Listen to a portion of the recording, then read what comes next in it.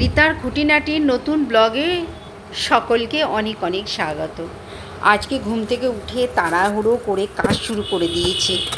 আজকে একটু নিজের জন্য সময় বার করতেই হবে। কালকে রাতেই ঠিক করে নিয়েছি আজকে ভোরবেলা উঠবো, উঠেই সমস্ত তাড়াহুড়ো কাজ করে আমাকে একটু নিজের জন্য টাইম বের করতে হবে।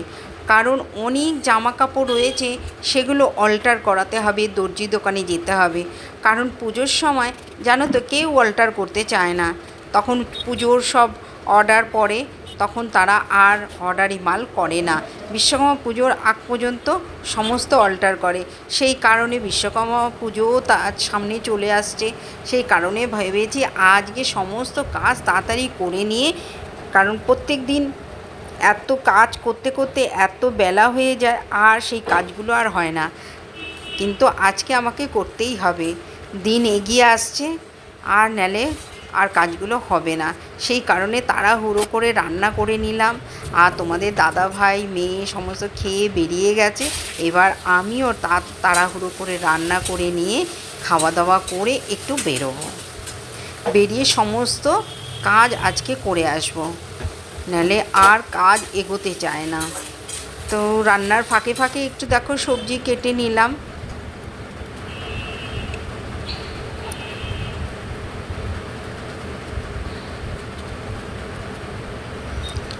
তোমাদের সঙ্গে গল্প করতে করতে তোমরা কেমন আছো সেই কথাটাই জিজ্ঞেস করতে ভুলে গেছি। যাই হোক, স্নান টান করে দেখো আমি খেয়ে নিলাম। খেয়ে নিয়ে দেখো সমস্ত জামা কাপড় বের করেছি, কোনগুলো অল্টার করাতে হবে সেইগুলো গুছিয়ে নিয়ে এখন বেরোবো। তো সমস্ত জামা কাপড় আবার বের করেছি, সেগুলো আবার গুছিয়ে নিতে হবে। গুছিয়ে রেখে তারপরে আবার আমি রেডি হয়ে বেরিয়ে যাব।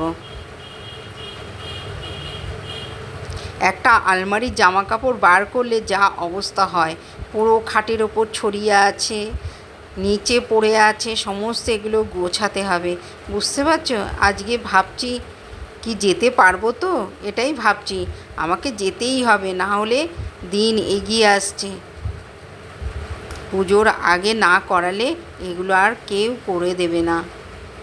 নতুন জামা কাপড়ই কোনোটা হয়তো ছোট করতে হবে, কোনোটা একটু চাপা হয়েছে, সেগুলো একটুখানি সেলাইগুলো খুলে একটু বড় করতে হবে। সবই মেয়ের জামা, সেগুলোকে ঠিকঠাক করে গুছিয়ে দিতে হবে, না হলে মেয়ের অসুবিধা। ব্লগটা তোমাদের কেমন লাগলো কমেন্ট করে জানিও। ভালো লাগলে লাইক কমেন্ট শেয়ার করে দিও।